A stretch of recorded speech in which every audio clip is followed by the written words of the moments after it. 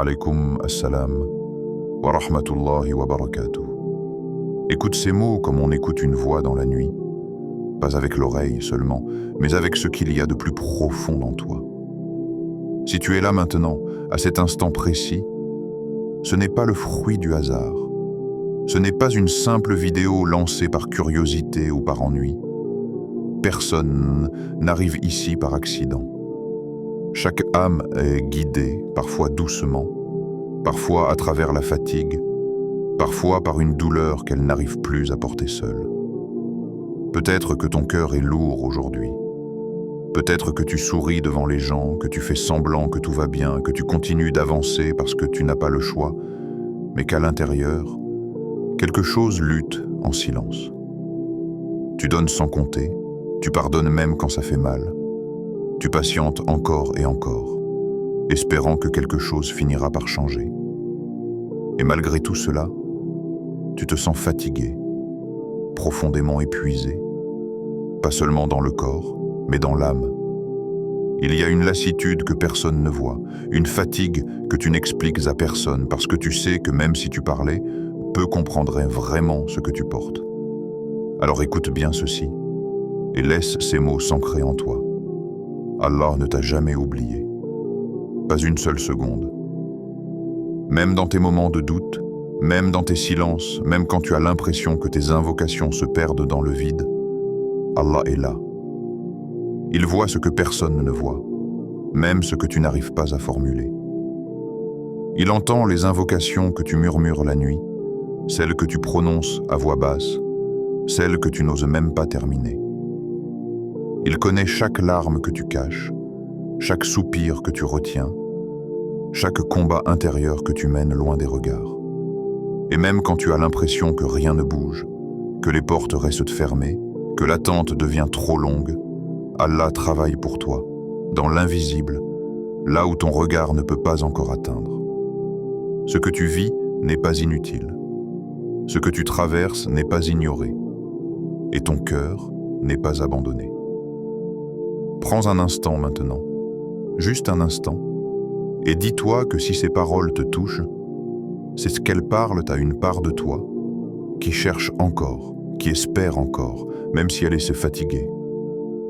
Si tu veux marquer ta présence ici, si tu veux dire silencieusement « Je suis là, j'écoute, mon cœur est concerné », écris simplement dans les commentaires un mot comme « confiance »,« patience » ou « tawakkul », un mot qui reflète ton état ou ce que tu aimerais retrouver dans ta relation avec Allah.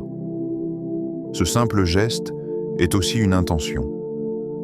Et si tu veux rester connecté à ce type de rappel, à cette voix qui te parle sans te juger, prends un instant pour t'abonner, non pas par habitude, mais comme on décide de rester dans un espace qui apaise et recentre. Partage aussi cette vidéo à quelqu'un qui, peut-être, sourit comme toi à l'extérieur mais lutte en silence à l'intérieur, car parfois, Allah passe par nous pour atteindre un autre cœur. Et surtout, reste jusqu'à la fin, même si ton esprit te dit que tu as déjà tout entendu, parce qu'il y a quelque chose qui t'attend plus loin, une surprise qui n'est pas là pour impressionner, mais pour toucher, au moment où tu t'y attendras le moins. Maintenant, laisse-toi guider, laisse ces mots continuer leur chemin en toi, sans te presser, sans te défendre, simplement présent, car ce qui vient ensuite s'adresse encore plus profondément à ce que tu es réellement, au-delà de ce que les gens voient. La nuit, refuge des cœurs fatigués. Il arrive un moment, dans la vie, où la nuit cesse d'être simplement une alternance du jour, où elle ne se résume plus à l'obscurité ou au sommeil, mais devient un refuge silencieux pour les cœurs fatigués. Ce sont ces nuits où tu t'allonges sans vraiment dormir, où ton corps est immobile, mais où ton esprit reste éveillé, chargé de pensées, de souvenirs, de questions sans réponse. Le monde autour de toi s'éteint progressivement, les voix se taisent, les obligations disparaissent, et pour la première fois depuis longtemps, tu te retrouves seul avec toi-même. Plus de masques à porter, plus de rôles à jouer, plus de sourires forcés. juste toi, avec ce que tu ressens vraiment. C'est souvent à ce moment-là que la fatigue que tu retenais toute la journée remonte d'un coup, que les émotions que tu avais repoussées trouvent enfin un espace pour respirer. La nuit devient alors le seul endroit où tu te permets d'être vrai, fragile, humain. Quand tout le monde dort, quand le bruit du monde s'éteint, quand même les pensées semblent ralentir par instants, il ne reste plus que toi et Allah. Et cette réalité est à la fois douce et intimidante. Douce parce que tu n'as plus besoin d'expliquer ce que tu ressens, parce que tu sais qu'il te connaît déjà mieux que toi-même. Intimidante parce que face à Allah, il n'y a plus de faux-semblants possibles, plus d'excuses, plus de distractions pour fuir ce que ton cœur porte réellement. La nuit retire les filtres, elle met à nu ce qui est enfoui, ce qui a été accumulé au fil des jours, des mois, parfois des années. Et pourtant, c'est précisément dans cette nudité du cœur que se cache une immense miséricorde, car c'est là qu'Allah ouvre des portes que le jour laisse fermer. Le prophète nous a appris une vérité que beaucoup entendent sans vraiment la mesurer, une vérité qui prend toute sa profondeur lorsque la nuit devient lourde et que le cœur est fatigué. Il nous a enseigné que dans le dernier tiers de la nuit, Allah descend d'une descente qui convient à sa majesté et qu'il appelle ses serviteurs. Pas d'une voix que l'on entend avec les oreilles, mais d'un appel qui touche directement le cœur de celui qui est encore éveillé, de celui qui lutte contre le sommeil, contre la lassitude, contre l'envie de tout remettre à plus tard. Allah dit « Qui m'invoque pour que je lui réponde? Qui me demande pour que je lui donne? Qui me demande pardon pour que je lui pardonne ?» Ces paroles ne sont pas une image poétique, ni une simple formule répétée dans les livres. Elles sont une invitation réelle, vivante, renouvelée chaque nuit, même quand tu l'ignores, même quand tu dors, même quand tu penses ne plus avoir la force de te lever. Écoute bien cette réalité, pas avec précipitation, mais avec attention. Allah t'appelle, pas les autres, pas ceux que tu admires pour leur piété, pas ceux que tu crois plus forts, plus constants, plus proches de lui. Toi, avec tes manques, avec ta fatigue, avec tes erreurs, avec ton cœur parfois confus. L'appel d'Allah n'est pas réservé à une élite spirituelle. Il est adressé à chaque serviteur qui, dans le silence de la nuit, ressent le besoin de revenir, même sans savoir comment. Peut-être que tu te dis que tu n'es pas assez sincère, pas assez régulier, pas assez digne. Mais cet appel n'attend pas la perfection, il attend la vérité. Il attend que tu te présentes tel que tu es, sans discours préparé, sans façade.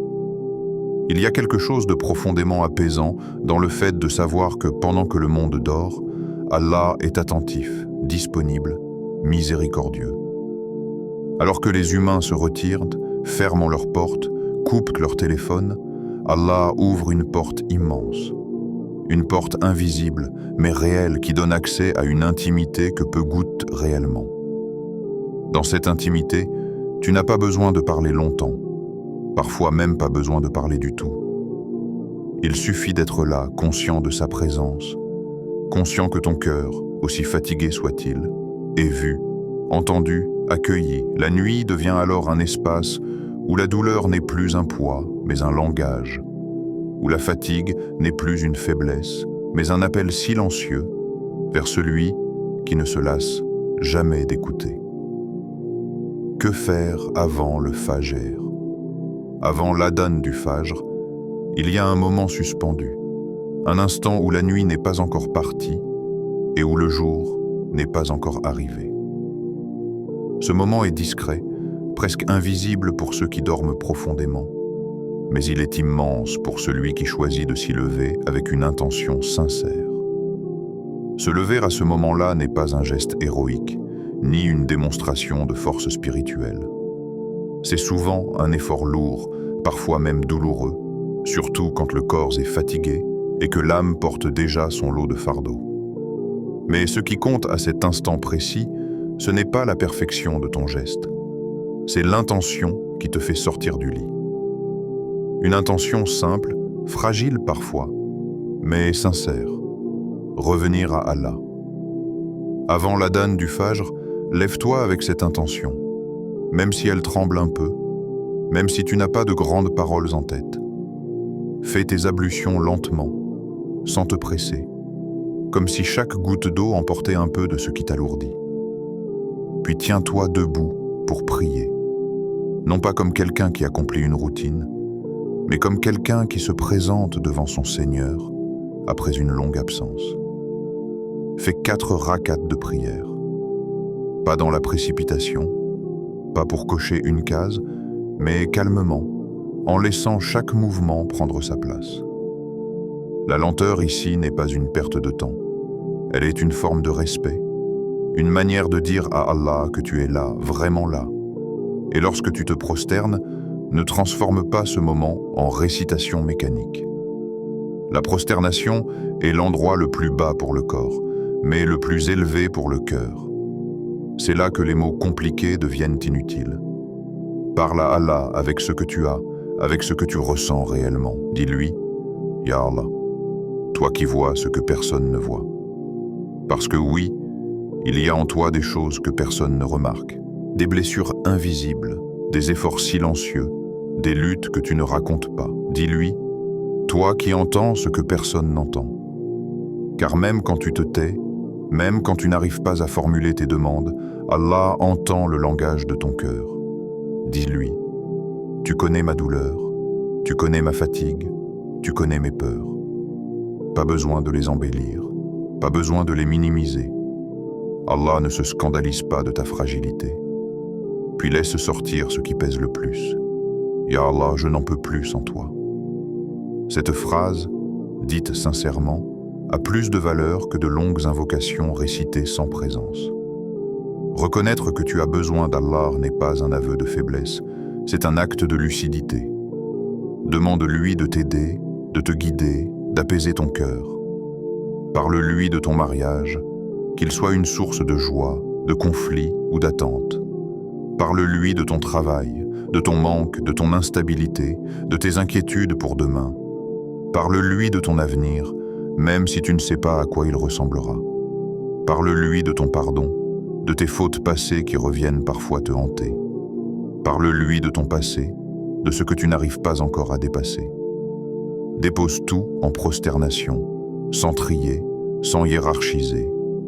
Même si les larmes ne coulent pas, même si ta voix reste intérieure, Allah entend ton silence. Le silence d'un cœur tourné vers lui n'est jamais vide. Il est chargé d'une présence, d'une attente, d'une confiance naissante. Et dans ce silence, quelque chose commence à se transformer, pas toujours de manière spectaculaire, pas toujours immédiatement visible, mais profondément, là où se jouent les véritables changements. Pourquoi ce moment est puissant? Ce moment est puissant parce qu'il va à contre-courant de ce que le monde enseigne. Le monde valorise l'agitation, la rapidité, le bruit, la performance visible. Il pousse à croire que tout se résout par l'effort apparent, par la stratégie, par la force humaine. Mais le moment dont on parle ici est l'exact opposé de cette logique. Tu viens à Allah à l'heure où presque tout s'arrête, à l'heure où les corps sont fatigués, où les esprits se reposent, où les rues sont silencieuses et où les écrans s'éteignent. Tu viens à Allah au moment où beaucoup dorment, non pas parce que tu es meilleur qu'eux, mais parce que ton cœur, à cet instant précis, a compris quelque chose que l'agitation du jour empêche souvent de comprendre. Tu n'as plus d'endroit où fuir, plus de solutions à fabriquer seul, plus de masque à porter. Venir à Allah à ce moment-là, c'est reconnaître sans le dire que toutes les portes humaines ont leurs limites. C'est reconnaître que même les personnes qui t'aiment ne peuvent pas toujours te comprendre, que même tes propres forces finissent par s'épuiser, que même ta patience a parfois besoin d'être soutenue. Ce n'est pas un acte de désespoir, c'est un acte de lucidité. Tu viens à Allah parce que tu as compris profondément que personne ne peut t'aider, sauf lui. Pas parce que les autres sont inutiles, mais parce que Allah est au-dessus de toute aide, au-dessus de toute cause, au-dessus de toute attente. À cet instant, tu ne viens pas négocier, tu ne viens pas exiger, tu viens te déposer. Et cette posture intérieure change tout. Car Allah ne rejette jamais un serviteur qui revient sincèrement. Jamais. Ce mot n'est pas là pour rassurer superficiellement. Il est là pour établir une vérité solide, une règle spirituelle qui ne connaît pas d'exception. Le retour sincère efface les distances, même longues, même anciennes. Peu importe le nombre de fois où tu es tombé, peu importe la durée de ton éloignement, peu importe la lourdeur de ce que tu portes sur la conscience. Le retour sincère n'est pas mesuré à la régularité passée, mais à la vérité du moment présent. C'est maintenant que tu es évalué, pas hier. Même si tu as fauté, Allah ne te ferme pas la porte. Même si tu t'es éloigné, Allah ne te traite pas comme un étranger. Même si tu te crois indigne, Allah ne regarde pas ton indignité. Il regarde ton mouvement vers lui. L'indignité est souvent une perception humaine, nourrie par la culpabilité, par la comparaison, par le regard des autres.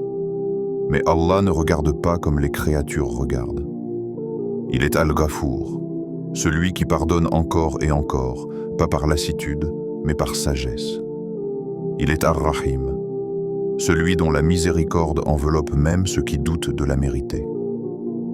Sa miséricorde n'est pas conditionnée à ton niveau spirituel, mais à ta sincérité. Ce moment est puissant aussi parce qu'il t'apprend quelque chose sur toi-même.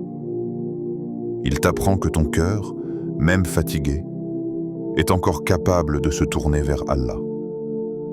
Il t'apprend que malgré les déceptions, malgré les retards, malgré les incompréhensions, il reste en toi un point d'attache, une direction intérieure qui ne s'est pas éteinte. Ce moment ne supprime pas forcément les problèmes, il ne garantit pas une solution immédiate, mais il réorganise ton intérieur. Il remet Allah à sa place centrale et tout le reste commence à se repositionner autour. Ce qui paraissait écrasant devient supportable.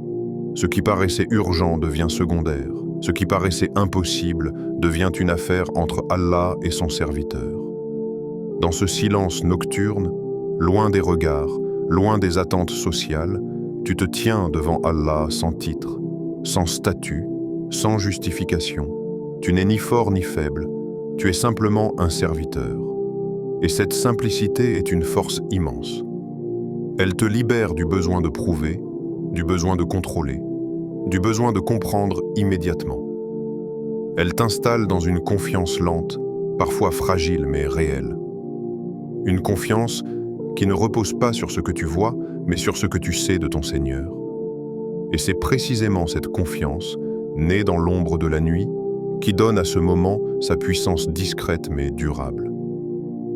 Engagement du cœur. Il y a des moments dans la vie où écouter ne suffit plus, où être touché intérieurement ne suffit plus, où ressentir une émotion, aussi forte soit-elle, ne suffit plus. À un certain stade, ce qui transforme réellement, ce n'est pas ce que tu entends, mais ce à quoi tu t'engages. L'engagement du cœur n'est pas un slogan, ce n'est pas une promesse lancée à la légère, ce n'est pas une pression extérieure. C'est un choix intérieur, souvent discret, parfois tremblant, mais profondément sérieux. Lorsque je te propose un engagement, ce n'est pas pour moi, ce n'est pas pour une statistique, ce n'est pas pour un rituel vide. C'est pour toi, pour ton cœur, pour ta relation avec Allah. Écrire dans les commentaires « Je m'engage à invoquer Allah avant le Fajr pendant 7 jours » n'est pas un acte magique. Les mots, en eux-mêmes, n'ont aucun pouvoir s'ils ne sont pas portés par une intention réelle. Mais ces mots peuvent devenir un point de départ, une ligne tracée intérieurement, une décision consciente de ne plus laisser les nuits passer comme avant. S'engager pour 7 jours, ce n'est pas viser la perfection, c'est viser la constance limitée. 7 jours, ce n'est ni trop long pour décourager, ni trop court pour rester superficiel. C'est une durée qui permet au cœur de goûter, d'expérimenter, de ressentir une évolution, même subtile. Puis vient l'acte. Réveille-toi. Pas toujours avec enthousiasme, parfois avec difficulté, parfois avec une fatigue encore plus lourde que la veille. Mais réveille-toi avec l'intention de parler à Allah. Pas de réciter parfaitement, pas d'impressionner, pas de multiplier les gestes. Parle à Allah comme on parle à celui qui connaît déjà tout, mais qui aime quand son serviteur se présente quand même. Parle-lui de ce que tu n'as jamais vraiment confié à personne. Parle-lui aussi de ce que tu as déjà dit 1000 fois, sans réponse apparente. Le fait de répéter n'est pas un manque de confiance, c'est une preuve de persévérance. Et puis, observe.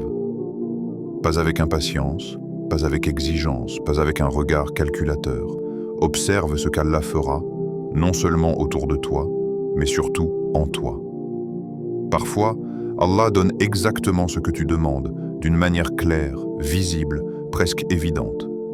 Parfois, il retarde, non pas pour punir, mais pour préparer, pour purifier l'intention, pour t'apprendre quelque chose sur toi-même. Et parfois, il donne mieux. Mieux que ce que tu avais imaginé, mieux que ce que tu aurais osé demander, mieux que ce que ton regard limité pouvait concevoir. Mais ce mieux n'est pas toujours spectaculaire.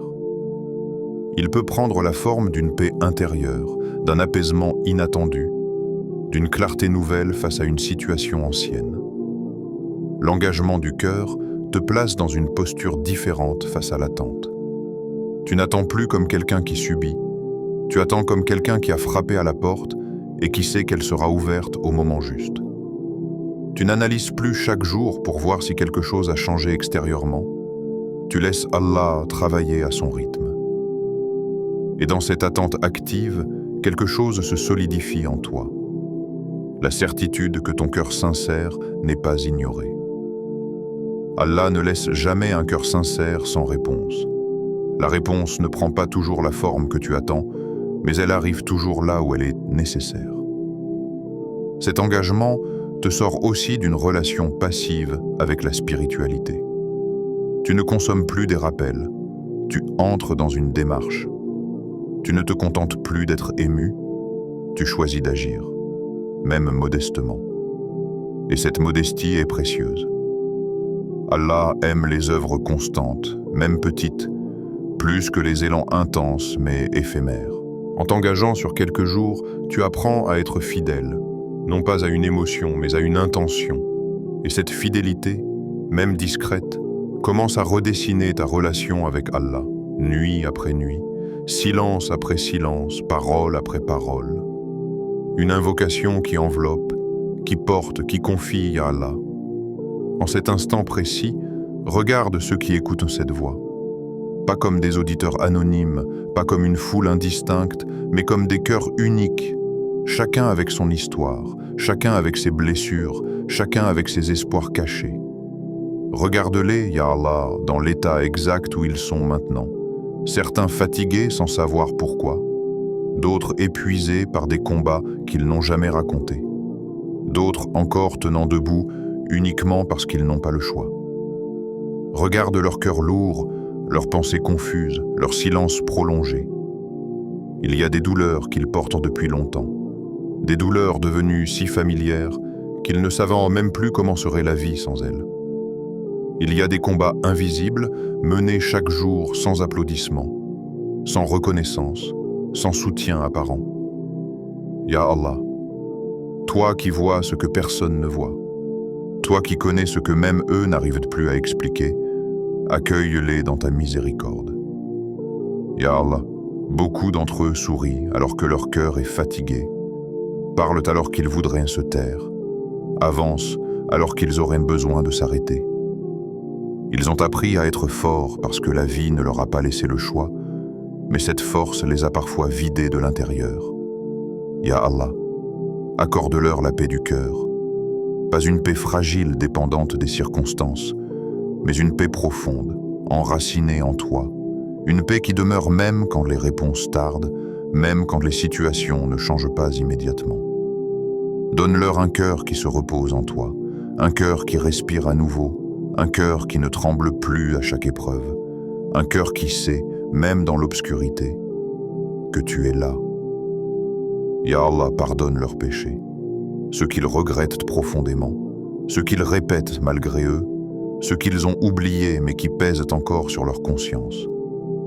Pardonne-leur les moments où ils ont douté, les moments où ils se sont éloignés, les moments où la fatigue a pris le dessus sur l'espérance. Pardonne-leur les paroles qu'ils n'auraient pas dû dire, les actes qu'ils auraient voulu effacer, les intentions qu'ils n'ont pas su préserver. Ya Allah, purifie leur cœur de la culpabilité excessive qui les empêche parfois d'avancer. Rappelle-leur que ta miséricorde est plus grande que leurs fautes, que ton pardon n'est pas limité, que revenir à toi efface ce qui précède. Ya Allah, éclaire leur chemin, car beaucoup marchent sans visibilité, avançant jour après jour sans savoir où cela les mène. Il y a ceux qui prennent des décisions importantes avec peur, ceux qui hésitent entre plusieurs choix sans savoir lequel te plaît le plus, ceux qui se sentent perdus malgré leurs efforts. Éclaire leur chemin par ta sagesse, fais-leur aimer ce qui est bon pour eux, même quand cela est difficile, éloigne-les de ce qui leur nuirait, même quand cela leur semble attirant. Donne-leur la clarté intérieure, cette lumière qui permet de discerner, de trancher, d'avancer sans se déchirer intérieurement. Ya Allah, ouvre des portes qu'ils pensaient fermées, pas seulement des portes matérielles, mais aussi des portes intérieures. Ouvre les portes de l'espérance pour ceux qui n'y croient plus vraiment. Ouvre les portes de la patience pour ceux qui sont à bout. Ouvre les portes de la confiance pour ceux qui ont été déçus trop souvent. Ouvre les portes du halal pour ceux qui peinent financièrement. Les portes de la stabilité pour ceux qui vivent dans l'incertitude. Les portes de la réconciliation pour ceux dont les relations sont brisées. Ouvre des portes là où ils ont frappé sans réponse, là où ils ont cessé de frapper par fatigue, là où ils n'osent même plus demander. Ya Allah, sois pour eux ce que personne n'a su être. Sois leur soutien quand ils n'ont plus personne à qui parler. Sois leur refuge quand le monde devient trop lourd. Sois leur force quand leur propre force les abandonne. Sois celui qui comble les manques que les humains ne peuvent combler. Celui qui apaise les blessures que le temps seul n'a pas guéries. Celui qui rassure quand les promesses humaines ont échoué. Ya Allah, entoure-les de ta présence, fais-leur sentir qu'ils ne sont pas seuls, même dans les moments où tout semble silencieux. Ya Allah, il y a parmi eux des cœurs qui attendent depuis longtemps, des invocations répétées nuit après nuit, parfois avec larmes, parfois avec fatigue, parfois avec un espoir affaibli. Il y a ceux qui te demandent un mariage, une guérison, un enfant, un travail, un apaisement, un pardon, une issue. Ya Allah, réponds à leurs invocations de la manière qui est la meilleure pour eux, au moment que tu as choisi avec la sagesse parfaite que toi seul possèdes. Apprends-leur à reconnaître tes réponses, même quand elles prennent une forme inattendue, même quand elles passent par un détour, même quand elles commencent par un apaisement intérieur avant un changement extérieur. Ya Allah, bénis leur nuit, surtout celles où ils se lèvent pour toi, celles où ils te parlent en silence, celles où ils te confient ce qu'ils ne confient à personne. Fais de ces nuits des sources de lumière pour leur jour, fais de ces instants intimes des fondations solides pour leur avenir. Ne laisse pas leurs efforts sincères se perdre, même quand ils sont maladroits, même quand ils sont irréguliers. Accepte ce qu'ils font pour toi, même si cela leur semble peu, car toi, tu donnes une immense valeur à la sincérité. Ya Allah, protège leur cœur de la dureté, de l'amertume, du désespoir. Protège-les de l'oubli de toi quand les choses vont mieux et du doute excessif quand les choses vont mal. Fais qu'ils restent attachés à toi dans toutes les situations, conscients que tu es le même Seigneur dans l'aisance comme dans l'épreuve. Fais qu'ils ne se définissent pas uniquement par ce qu'ils traversent, mais par la relation qu'ils entretiennent avec toi. Ya Allah, pour ceux qui écoutent cette invocation en silence, sans commenter, sans parler, sans se manifester, toi, tu les vois aussi. Tu connais leur présence, tu connais leur état, tu connais leur intention. Accorde-leur ce dont ils ont besoin avant même qu'ils ne le formulent. Car parfois le cœur est trop fatigué pour demander, mais il espère encore être compris. Et à toi qui écoutes ces mots maintenant, rappelle-toi ceci, doucement, sans pression. Allah t'a entendu. Pas seulement tes paroles, mais ton intention, ton silence, ton écoute. Même cette nuit. Si ce rappel a touché quelque chose en toi, si tu as senti ton cœur s'apaiser ne serait-ce qu'un instant, reste connecté à cette voix de rappel en t'abonnant à Voix du Tawhid. Non pas comme on s'abonne à un simple contenu, mais comme on choisit de rester dans un espace qui ramène à l'essentiel. Partage cette vidéo à quelqu'un qui en a besoin, même si cette personne ne te l'a jamais dit, car parfois un rappel arrive exactement au moment où un cœur est prêt à l'entendre. Et garde cette certitude en toi, même après que la vidéo se termine, même quand le silence revient. Allah t'a entendu, et ce que tu as confié à lui n'est ni perdu, ni ignoré, ni inutile.